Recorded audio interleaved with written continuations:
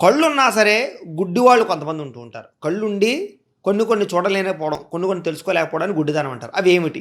అలాగే మనిషి తన కష్టాలను తానే తెచ్చుకుంటున్నాడా? ఎలా తెచ్చుకుంటున్నాడు? అనే విషయాలని చాణక్యుడు ఏం చెప్పాడనే విషయాన్ని ఇప్పుడు మనం తెలుసుకునే ప్రయత్నం చేద్దాం. కాలఃపచతి భూతాని కాల సంహారతే ప్రజాః కాలస్సుప్తేషు జాగర్తి కాలోహి దురతిక్రమః. ఇది అస్తమానం మనం వింటూ ఉంటాం మన శ్లోకాన్ని. ఈ ప్రపంచంలో అన్నిట్లికన్నా విలువైనటువంటిది ఏమిటి? అంటే మనం మామూలుగా చెప్పాలంటే ప్రాణం అని చెప్తాం. దానికన్నా విలువైనటువంటిది ఒకటి ఉంది. ఏమిటి అంటే కనుక కాలము. కాలం చాలా విలువైంది. కాలానికి కాలంలోనే ప్రాణం వస్తుంది. కాలంలోనే ప్రాణం కొట్టుకుపోతుంది. వీటన్నిటిని చూస్తూ ఉండేటటువంటిది కాలం. కాబట్టి సాధారణంగా మన భారతదేశంలో 130 కోట్ల మంది జనాభా ఉన్నారు. కానీ నిజంగా చెప్పాలంటే ఇతర దేశాలే గొప్ప స్థానంలో ఉన్నాయి.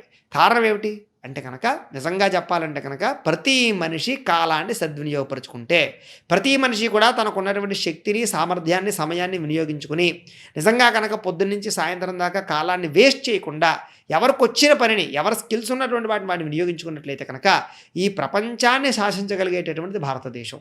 నపశ్యతి చ జన్మాధః కామాంధో నైవ పశ్యతి నపశ్యతి మదోన్మత్తో హ్యర్థి దోషాన్ నపశ్యతి. అంటే దీని అర్థం ఏమిటి అంటే కనుక సాధారణంగా మనం కళ్ళున్న అన్నీ చూస్తున్నాం. కానీ కళ్ళుండి అన్నీ చూడగలిగి కూడా కొంతమంది అంధులు అంటే గుడ్డివాళ్ళు ఉంటారు. వాళ్ళు ఎవరు అని చెప్తున్నాడు. కామంతో కూరుకుపోయినటువంటి వాడు ముందు వెనుకలు చూడడు. అలాగే మదోన్మత్తుడు కూడా, మదమెక్కిన వాడు కూడా, లేదా మారక ద్రవ్యాలు ఇలాంటివి సేవించినటువంటి వాడు కూడా ముందు వెనక చూడలేడు. అనుకున్నటువంటి దాన్ని స్వార్థపూరితంగా దోచుకోవాలనుకునేటటువంటి వ్యక్తులు కూడా ముందు వెనక చూడరు. వీళ్ళందరూ కూడా కళ్ళుండి గుడ్డివాళ్ళు. ఎంత గట్టిగా, ఎంత స్పష్టంగా, ఎంత కఠినంగా, ఎంత చక్కగా చెప్పాడు చూడండి చాణక్యుడు. కామంతో కళ్ళుకు మూసుకుపోయినటువంటి వాళ్ళు నిజమైన గుడ్డివాళ్ళట. వాళ్ళంతసేపు స్త్రీని బలాత్కరించడం, అక్కలేని పనులు చేయడం, మదోన్మత్తులు అవ్వడం, మద్యం సేవించడం, వ్యసనాల పాలవ్వడం, లేకపోతే డ్రగ్స్ సేవించడం, ఇవన్నీ సేవించి నా భవిష్యత్తు ఏంటి, నా పిల్లల భవిష్యత్తు ఏంటి, లేదా నా వ్యవస్థ ఏంటి, ఇవన్నీ కూడా అంటే భవిష్యత్తును చూడలేకపోవడమే గుడ్డితనం అనమాట. అంటే భవిష్యత్తులో నా ఆరోగ్యం ఏమిటి, భవిష్యత్తులో నా భవిష్యత్తు ఏంటి, భవిష్యత్తులో నా వ్యాపారాలు ఏంటి, ఇవన్నీ కాకుండా ప్రస్తుత కాలంలో ఉండే కామసుఖాలని, భోగసుఖాలను అనుభవించడం కోసం వాటి మీద ఎవరైతే మక్కువ చూపిస్తూ నాశనం అయిపోతారో వాళ్ళు నిజమైన గుడ్డివాళ్ళు అని చెప్తున్నారు.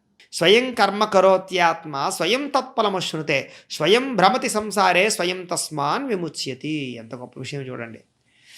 ఏ పని చేసినా తానే చేస్తాడు, ఫలాన్ని తానే పొందుతాడు, సంసార చక్రంలో తానే తిరుగుతూ ఉంటాడు, తనకి తానే విముక్తిని పొందుతాడు తప్ప ఎవ్వడు విముక్తిని చెందించలేడు, విముక్తిని పొందలేడు. అంటే దీన్ని ఓ రంగా చెప్పాలంటే ప్రస్తుత కాలంలో కాస్త బాబాలని, బురుడీ బాబాలని, దొంగ బాబాలని, శక్తిపాతాలని, రకరకాల స్వామీజీని వీళ్ళందరినీ ఉద్దేశించి చెప్పినట్టుగా చెప్పాడు, కొట్టినట్టుగా. ఏం చేతనంటే మనం చేసే మంచే మనకు ముక్తినిస్తుంది తప్ప ఎవడో వచ్చి నెత్తి మీద చేయి పెడితేనో, ఎవడికో ₹1,00,000 కట్టి పాదపూజ చేస్తేనో, ఎవడికో ఏదో చేసేసి దండలు వేసేస్తేనో, ఎవరినో పెద్ద పెద్ద స్వామీజీలో పూజ చేసేస్తేనో మాత్రం రావు. భగవన్నామాన్ని స్మరించాలి. మనం చేసే పని మంచిదై ఉండాలి. మనం చేసేటటువంటి దానం కానీ, ధర్మం కానీ, పరోపకారం కానీ, సేవాతత్వం కానీ ఇవన్నీ మనల్ని కాపాడతాయి. ఇవే మనల్ని గొప్పవాణి చేస్తాయి.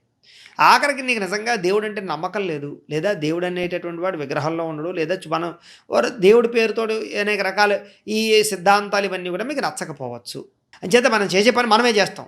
ఫలితం కూడా ఎవరు పొందుతారు? మనం చేసే పనికి మనమే పొందుతాం.